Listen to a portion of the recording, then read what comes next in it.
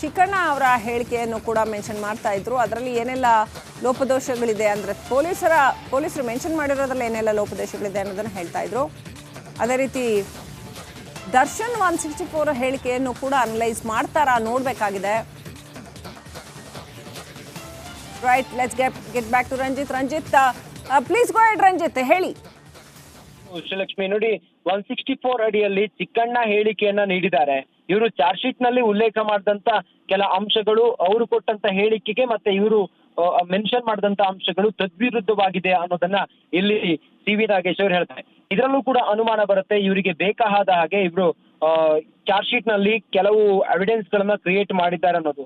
ಚಿಕ್ಕಣ್ಣ ಬಹಳ ಕ್ಲಿಯರ್ ಆಗಿ ಹೇಳ್ತಾರೆ, ದರ್ಶನ್ ಸ್ಟೋನಿ ಬ್ರೂಕ್ ಪಬ್ ನಲ್ಲಿ ಪಾರ್ಟಿ ಮಾಡ್ತಾ ಇದ್ದಾಗ ಇಂಥ ವಿಚಾರ ದರ್ಶನ್ಗೆ, ಅಂದ್ರೆ ರೇಣುಕಾ ಸ್ವಾಮಿಯನ್ನ ಕರ್ಕೊಂಡು ಬಂದಿದ್ದೀವಿ ಅನ್ನೋ ವಿಚಾರ ಗೊತ್ತಾದ ತಕ್ಷಣ ಅವರ ಮುಖಭಾವದಲ್ಲಿ ಬದಲಾವಣೆ ಆಯ್ತು. ಆನಂತರ ದರ್ಶನ್ ಅಲ್ಲಿಂದ ಹೊರಟು ಬಂದ್ರು.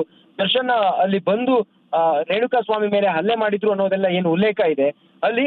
ಚಿಕ್ಕಣ್ಣ ಹೇಳಿಕೆ, ಅವರ 164 ಸ್ಟೇಟ್ಮೆಂಟ್ ಅನ್ನ ಗಮನಿಸಿದಾಗ ಅದ್ಯಾವುದು ಕೂಡ ಅವರು ಉಲ್ಲೇಖ ಮಾಡಿರ್ಲಿಲ್ಲ. ದರ್ಶನ್ ಮುಖಭಾವದಲ್ಲಿ ಬದಲಾವಣೆ ಆಯ್ತು, ಮತ್ತೊಂದು ಯಾವುದು ಕೂಡ ಉಲ್ಲೇಖ ಮಾಡಿರ್ಲಿಲ್ಲ. ಪೊಲೀಸರು ಯಾಕೆ ಈ ರೀತಿಯಾಗಿ ಅದನ್ನ ಪ್ರಸ್ತಾಪ ಮಾಡಿದ್ರು ಅನ್ನೋದೆಲ್ಲವೂ ಕೂಡ ಸಿ.ವಿ. ನಾಗೇಶ್ ಅವರ ವಾದ ಆಗಿತ್ತು. ಏನು ಚಿಕ್ಕಣ್ಣ 164 ಹೇಳಿಕೆ ಹಾಗೂ 161 ಹೇಳಿಕೆ ಇವೆರಡೂ ಕೂಡ ಬೇರೆ ಬೇರೆ ಇದೆ. ನ್ಯಾಯಾಧೀಶರ ಮುಂದೆ ಕೊಟ್ಟಂತ ಹೇಳಿಕೆ ಮತ್ತೆ ಪೊಲೀಸರ ಮುಂದೆ ಕೊಟ್ಟಂತ ಹೇಳಿಕೆ ಇವೆಲ್ಲವೂ ಕೂಡ ಬೇರೆ ಬೇರೆ ಇರೋದು. ಈಗ ಇವರು ತನಿಖೆಯಲ್ಲಿ ಕಲೆ ಹಾಕಿರುವಂತಹ ಸಾಕ್ಷಿಗಳ ಮೇಲೆ ಅನುಮಾನ ಬರುವ ರೀತಿಯಲ್ಲಿ ಇದೆ ಅನ್ನೋದನ್ನ ಇಲ್ಲಿ ಬಹಳ ಕ್ಲಿಯರ್ ಆಗಿ ಹೇಳಿದ್ದಾರೆ. ಇನ್ನು ಸ್ಟೋನಿ ಬ್ರೂಕ್ ನಲ್ಲಿ ಷಡ್ಯಂತ್ರ ಅಂತ ಹೇಳಿ ಆರೋಪ ಇದೆ. ಆದ್ರೆ ಆ ರೀತಿಯ ಯಾವುದೇ ಒಂದು ಎವಿಡೆನ್ಸ್ ಗಳು ಸಿಕ್ಕಿಲ್ಲ.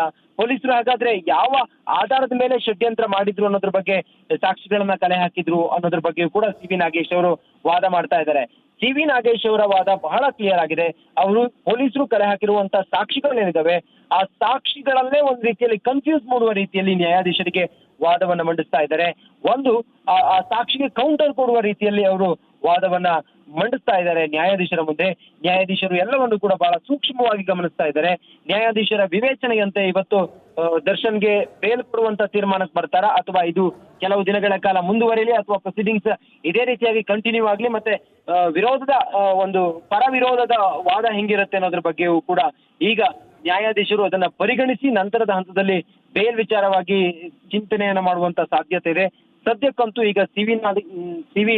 ನಾಗೇಶ್ ಅವರ ವಾದ ಸಾಗ್ತಾ ಇದೆ. ಅದರಲ್ಲಿ ಒಂದೊಂದು ವಿಚಾರ, ಅದರಲ್ಲೂ ಚಾರ್ಜ್ ಶೀಟ್ ನಲ್ಲಿ ಕೆಲವೊಂದಿಷ್ಟು ಪ್ರಮುಖವಾದಂತ ಎವಿಡೆನ್ಸ್ ಗಳಿಗೆ ಕೌಂಟರ್ ಕೊಡೋ ನಿಟ್ಟಿನಲ್ಲಿ ಈಗ ಸಿ.ವಿ. ನಾಗೇಶ್ ಅವರು ವಾದವನ್ನ ಮಂಡಿಸ್ತಾ ಇದ್ದಾರೆ. Srilakshmi, right, thank you Ranjith ಡೀಟೇಲ್ಸ್ಗಾಗಿ.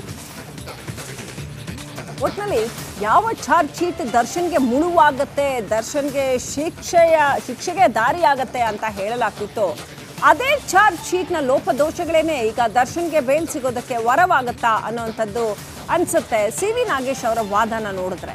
CV. Nagesh point by point ಇಡೀ ಚಾರ್ಜ್ ಶೀಟ್ನ ಹತ್ತತ್ರ 3000 ಪುಟಗಳ ಚಾರ್ಜ್ ಶೀಟ್ ಏನಿದೆ, ಆ ಇಡೀ ಚಾರ್ಜ್ ಶೀಟ್ನ ಪ್ರಮುಖ ಅಂಶಗಳನ್ನು ಹೇಗೆ ಅವರು ಅದು ತಪ್ಪು ಅಂತ ಅಥವಾ ಅದನ್ನು ದರ್ಶನ್ ವಿರುದ್ಧವಾಗಿ ಬೇಕಂತಲೇ ತಯಾರು ಮಾಡಲಾಗಿದೆ ಅನ್ನೋ ಅರ್ಥದಲ್ಲಿ ಅದು ಹೇಗೆ ಅಂತ ಕೋರ್ಟ್ಗೆ ಪ್ರಸ್ತುತಪಡಿಸ್ತಾ ಇದ್ದಾರೆ. ಅಷ್ಟೇ ಅಲ್ಲ, ಹೇಗೆ ಸಾಕ್ಷ್ಯಗಳನ್ನು ತಯಾರು ಮಾಡಿಕೊಂಡು ಆಮೇಲೆ ತನಿಖೆಯನ್ನು ಮಾಡಲಾಯಿತು ಅನ್ನೋಂಥದ್ದನ್ನು ಕೂಡ ಆರೋಪನ ಮಾಡ್ತಾ ಇದ್ದಾರೆ. ಹೇಳಿಕೆಗಳಲ್ಲಿನ ವ್ಯತ್ಯಾಸ, 164 ಸ್ಟೇಟ್ಮೆಂಟ್, 161 ಸ್ಟೇಟ್ಮೆಂಟ್, ಊಟಕ್ಕೆ ಸೇರಲು ಒಂದೆಡೆ ಬರೋದು ಸಂಚಾಗತ್ತಾ ಅಂತ ಪ್ರಶ್ನೆ ಮಾಡ್ತಿದ್ದಾರೆ. ಸಿನಿಮಾ ಬಗ್ಗೆ ಮಾತನಾಡಿದ್ದಾಗಿ ನವೀನ್ ಹೇಳಿಕೆ ಕೊಟ್ಟಿದ್ದಾರೆ. ಹಾಗೆಯೇ ಇಲ್ಲಿ ಕೊಲೆ ಸಂಚು ಅಂತ, ಕಾನ್ಸ್ಪಿರಸಿ ಅಂತ ಪೊಲೀಸರು ಹೇಳ್ತಾರೆ. ಆದರೆ ಊಟಕ್ಕೆ ಎಲ್ಲರೂ ಒಂದು ಕಡೆ ಸೇರೋದು ಅದು ಹೆಂಗೆ ಸಂಚಾಗತ್ತೆ ಅಂತ ಸಿ.ವಿ. ನಾಗೇಶ್ ಕೇಳ್ತಾ ಇದ್ದಾರೆ. ಸ್ಟೋನಿ ಬ್ರೂಕ್ನಲ್ಲಿ ಊಟಕ್ಕೆ ಅಂತ ಸೇರಿದ್ರು, ಊಟಕ್ಕೆ ಒಂದು ಕಡೆ ಸೇರೋದು ಸಂಚಾಗತ್ತಾ ಅಂತ ಸಿ.ವಿ. ನಾಗೇಶ್ ಪ್ರಶ್ನೆ ಮಾಡ್ತಾ ಇದ್ದಾರೆ. ಚಿಕ್ಕಣ್ಣ ಹೇಳಿಕೆ ಇರ್ಬೋದು, ನವೀನ್ ಹೇಳಿಕೆ ಇರ್ಬೋದು, ಅದನ್ನು ಮತ್ತೊಂದು ಸಾರಿ ಮೆನ್ಷನ್ ಮಾಡಿ ಸಿ.ವಿ. ನಾಗೇಶ್ ಪ್ರಶ್ನೆ ಮಾಡ್ತಾ ಇದ್ದಾರೆ. ಇವರ ಹೇಳಿಕೆಗಳನ್ನು ದಾಖಲಿಸ್ಕೊಂಡು ಊಟಕ್ಕೆ ಬಂದಿದ್ದೆ ಅಂತ ಚಿಕ್ಕಣ್ಣ ಸ್ಪಷ್ಟವಾಗಿ ಹೇಳ್ತಾರೆ. ಇದನ್ನು ಸಂಚು ಅಂತ ಪೊಲೀಸ್ನವ್ರು ಹೇಳ್ತಾ ಇದ್ದಾರಾ? ಅದು ಹೆಂಗೆ ಊಟಕ್ಕೆ ಬರೋದು ಸಂಚಾಗತ್ತೆ? ಒಂದು ಕಡೆ ಕೂತ್ಕೊಂಡು ಊಟ ಮಾಡ್ತಿದ್ದೀವಪ್ಪ ಅನ್ನೋದು ಕೊಲೆಗೆ ಸಂಚು ಅಂತ ಯಾವ ಆಧಾರದ ಮೇಲೆ ಪ್ರೂವ್ ಮಾಡ್ತಾರೆ? ಮುಖಭಾವದಲ್ಲಿ ಬದಲಾವಣೆ ಅಂತ ಒಂದು ಸ್ಟೇಟ್ಮೆಂಟಲ್ಲಿದೆ, ಒಂದು ಸ್ಟೇಟ್ಮೆಂಟಲ್ಲಿ ಇಲ್ಲ. ಒಂದೇ ಆರೋಪಿಯ ಎರಡು ಹೇಳಿಕೆಗಳಲ್ಲಿ ಒಂದು ಕಡೆ ಇದೆ, ಒಂದು ಕಡೆ ಇಲ್ಲ ಅಂತಂದ ಮೇಲೆ ಹಾಗಾದರೆ ಮುಖಭಾವದಲ್ಲಿನ ಬದಲಾವಣೆ ಅಂತ ಆದ ತಕ್ಷಣ ಅದು ಸಂಚಾಗ್ಬಿಡತ್ತಾ ಅನ್ನೋ ಪ್ರಶ್ನೆಯನ್ನು ಎತ್ತುತ್ತಾ ಇದ್ದಾರೆ ಸಿ.ವಿ. ನಾಗೇಶ್. ಸಾಕ್ಷಿಗಳ ಹೇಳಿಕೆಯಲ್ಲಿ ಕೊಲೆ ಷಡ್ಯಂತ್ರದ ಉಲ್ಲೇಖ ಇಲ್ಲ. ಕೋರ್ಟ್ನಲ್ಲಿ ದರ್ಶನ್ ಪರ ಸಿ.ವಿ. ನಾಗೇಶ್ ಹೇಳ್ತಾ ಇದ್ದಾರೆ, ಚಾರ್ಜ್ ಶೀಟಲ್ಲಿ ಪೊಲೀಸರು ಹೇಳ್ತಾ ಇದ್ದಾರೆ ಷಡ್ಯಂತ್ರ ಇತ್ತು, ಸ್ಟೋನಿ ಬ್ರೂಕ್ನಲ್ಲಿ ಷಡ್ಯಂತ್ರ ಮಾಡಿದ್ರು ಅಂತ ಜನರಲ್ ಆಗಿ ಹೇಳ್ತಾರೆ. ಆದರೆ ಸಾಕ್ಷ್ಯಗಳು ನೋಡಿದ್ರೆ ಸಾಕ್ಷಿಗಳು ಎಲ್ಲೂ ಕೂಡ ನಾವು ಸಂಚಲ್ಲಿ ಭಾಗವಹಿಸಿದ್ವಿ ಅಥವಾ ದರ್ಶನ್ ಸಂಚಲ್ಲಿ ಭಾಗವಹಿಸಿದ್ರು ಅಂತ ಎಲ್ಲೂ ಹೇಳಿಲ್ಲ ಅಂತ ಸಿ.ವಿ. ನಾಗೇಶ್ ಮೆನ್ಷನ್ ಮಾಡ್ತಾ ಇದ್ದಾರೆ. ವೀಕ್ಷಕರೇ, ಬೇಲ್ ಸಿಗೋದು ಸಿಗದೇ ಇರೋದು ಅಥವಾ ನ್ಯಾಯ ತೀರ್ಮಾನ ಆಗುವಂಥದ್ದು ಕಾನೂನಿನ ಆಧಾರದ ಮೇಲೆ, ಕಾನೂನು ಏನು ಹೇಳುತ್ತೆ ಮತ್ತು ಯಾವೆಲ್ಲ ಸಾಕ್ಷ್ಯಗಳು ಇದ್ದಾವೆ ಅನ್ನೋದರ ಆಧಾರದ ಮೇಲೆ. ಸಾಕ್ಷ್ಯಗಳು ಇಲ್ಲದೇನೆ ಸುಮ್ಮನೆ ತೀರ್ಪನ್ನು ಯಾರೂ ಕೊಡೋದಿಲ್ಲ. ಸಾಕ್ಷ್ಯಗಳ ಆಧಾರದ ಮೇಲೇ ಯಾವುದೇ ನ್ಯಾಯಾಧೀಶರಾದರೂ ಕೂಡ ತೀರ್ಪು ಕೊಡ್ತಾರೆ. ಹಾಗಾಗಿ ಸಾಕ್ಷ್ಯಗಳು ಎಷ್ಟು ಪ್ರಬಲವಾಗಿವೆ ಮತ್ತು ಎಷ್ಟು ಸರಿಯಾಗಿದೆ ಅನ್ನೋದು ಬಹಳ ಮುಖ್ಯ ಆಗತ್ತೆ. ದರ್ಶನ್ ಸ್ಟೋನಿ ಬ್ರೂಕ್ ರೆಸ್ಟೋರೆಂಟಲ್ಲಿ ಊಟಕ್ಕೆ ಹೋಗಿದ್ರು, ಚಿಕ್ಕಣ್ಣ ಮತ್ತು ಇತರರ ಜೊತೆ ಊಟಕ್ಕೆ ಹೋಗಿದ್ರು ಅಂತ ಚಿಕ್ಕಣ್ಣ ಹೇಳಿಕೆ ಏನಿದೆಯಲ್ಲ ಅದನ್ನು ಮೆನ್ಷನ್ ಮಾಡ್ತಾರೆ ಸಿ.ವಿ. ನಾಗೇಶ್ ಅವರು. ಆಮೇಲೆ ಊಟಕ್ಕೆ ಹೋಗ್ಬಿಟ್ರೆ ಅದು ಕೊಲೆ ಸಂಚು ಹೆಂಗಾಗತ್ತೆ, ಸಿನಿಮಾ ಬಗ್ಗೆ ಮಾತಾಡಿದ್ದಾರೆ ಅಂತ ಹೇಳ್ತಾ ಇದ್ದಾರೆ. ಅದ್ರ ಚಾರ್ಜ್ ಶೀಟಲ್ಲಿ ಸ್ಟೋನಿ ಬ್ರೂಕಲ್ಲಿ ಕೂತ್ಕೊಂಡು ಸಂಚು ಮಾಡಿದ್ರು ಅಂತ ಉಲ್ಲೇಖ ಆಗಿದೆ. ಸಂಚು ಮಾಡಿದೀವಿ ಅಂತ ಯಾವ ಸಾಕ್ಷಿ ಹೇಳಿದ್ದಾರೆ, ಸಾಕ್ಷ್ಯ ಎಲ್ಲಿದೆ? ಇದು ಸಿ.ವಿ. ನಾಗೇಶ್ ಅವರ ಪ್ರಶ್ನೆ. Let's get back to Ranjith. ಏನೆಲ್ಲ ಅಪ್ಡೇಟ್ ಇದೆ, ಇನ್ನು ಎಷ್ಟು ಹೊತ್ತು ನಡೆಯಬಹುದು? ಯಾಕಂದ್ರೆ ಚಾರ್ಜ್ ಶೀಟ್ನ ಯಾವ ಅಂಶನೂ ಬಿಡೋ ಥರ ಕಾಣ್ತಾ ಇಲ್ಲ ಸಿ.ವಿ. ನಾಗೇಶ್. ಪ್ರತಿ ಅಂಶದಲ್ಲೂ ಒಂದು ಲೂಪ್ ಹೋಲ್ ಎತ್ತಿ ತೋರಿಸ್ತಾ ಇದ್ದಾರೆ. ಇಡೀ ಪ್ರಕರಣಕ್ಕೆ ವಿಭಿನ್ನವಾದಂತ ಒಂದು ಟ್ವಿಸ್ಟ್. ರಂಜಿತ್, ಖಂಡಿತವಾಗ್ಲೂ ಕೂಡ ಶ್ರೀಲಕ್ಷ್ಮಿ, ನೋಡಿ, ಸ್ಟೋನಿ ಬ್ರೂಕ್ ಪಬ್ನಲ್ಲಿ ಇವರೆಲ್ಲರೂ ಕೂಡ ಕುಳಿತುಕೊಂಡು ರೇಣುಕಾ ಸ್ವಾಮಿಯನ್ನ ಕರೆಸೋದ್ರ ಬಗ್ಗೆ ಮತ್ತೆ ರೇಣುಕಾ ಸ್ವಾಮಿಯನ್ನ ಕರೆಸಿ ಆತನನ್ನ ಕೊಲೆ ಮಾಡೋದ್ರ ಬಗ್ಗೆ ಸಂಚು ರೂಪಿಸಿದ್ರು ಅನ್ನೋದು ಏನು ಚಾರ್ಜ್ ಶೀಟ್ ನಲ್ಲಿ ಉಲ್ಲೇಖ ಆಗಿತ್ತು. ಸ್ಟೋನಿ ಬ್ರೂಕ್ ನಲ್ಲಿ ಇವರು ಸಂಚು ರೂಪಿಸಿದ್ರು ಅನ್ನೋ ವಿಚಾರ, ಇದರ ಬಗ್ಗೆ ಈಗ ಸಿ.ವಿ. ನಾಗೇಶ್ ಅವರು ಇಲ್ಲಿ ಆ ಪಾಯಿಂಟ್ ಅನ್ನ ಅಥವಾ ಆ ಒಂದು ವಿಚಾರವನ್ನ ಮುಂದಿಟ್ಕೊಂಡು ಈಗ ನ್ಯಾಯಾಧೀಶರಿಗೆ ಮನವರಿಕೆ ಮಾಡೋದಕ್ಕೆ ಹೋಗ್ತಾ ಇದ್ದಾರೆ. ಊಟಕ್ಕೆ ಒಂದೆಡೆ ಬರುವುದು ಅದು ಸಂಚು ಆಗುತ್ತಾ ಅಂತ ಹೇಳಿ ಅವ್ರು ಪ್ರಶ್ನೆ ಮಾಡಿದ್ದಾರೆ. ಸಿನಿಮಾ ಬಗ್ಗೆ ಮಾತಾಡಿದ್ದಾಗಿ ಸಾಕ್ಷಿ ನವೀನ್ ಹೇಳಿಕೆಯನ್ನ ಕೂಡ ಇಲ್ಲಿ ಉಲ್ಲೇಖ ಮಾಡ್ತಾರೆ. ಆದ್ರೆ ಕೊಲೆ ಸಂಚಿನ ಹೇಳಿಕೆಯನ್ನ ಎಲ್ಲೂ ಕೂಡ ಇಲ್ಲಿ ನೀಡಿಲ್ಲ ಅನ್ನೋದು ಸಿ.ವಿ. ನಾಗೇಶ್ ಅವರ ಒಂದಿಷ್ಟು ವಾದ ಆಗಿದೆ. ಮುಖದಲ್ಲಿ ಬದಲಾವಣೆ ಆಗುವುದು ಏನೂ ಇಲ್ಲ, ಅಂದ್ರೆ ಷಡ್ಯಂತ್ರ ಮಾಡಿದ್ರು ಅಥವಾ ಸಂಚು ರೂಪಿಸಿದ್ರು, ಅಲ್ಲಿಂದನೇ ಶುರುವಾಯ್ತು. ಇವರೆಲ್ಲರೂ ಕೂಡ ಆನಂತರ ತಂಡ ಕಟ್ಟಿಕೊಂಡು ಹೋದ್ರು.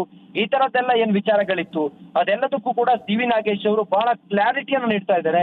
ಮತ್ತೆ ಇಂಥ ಫ್ಯಾಕ್ಟ್ ಇದಕ್ಕೆ ಇದು ಅನ್ನೋದನ್ನ ಬಹಳ ಕ್ಲಿಯರ್ ಆಗಿ ನ್ಯಾಯಾಧೀಶರಿಗೆ ಮನವರಿಕೆ ಮಾಡಿಕೊಡೋದಕ್ಕೆ ಈಗ ಹೋಗ್ತಾ ಇದ್ದಾರೆ. ಮುಂದುವರೆದು ನಾವು ಗಮನಿಸ್ತಾ ಹೋದ್ರೆ ಇನ್ನು ಶೆಟ್ಟ ವಾಚ್ಮ್ಯಾನ್ ಪ್ರಮುಖ ಸಾಕ್ಷಿಯಾಗಿ ಹೆಸರಿಸಲಾಗಿದೆ.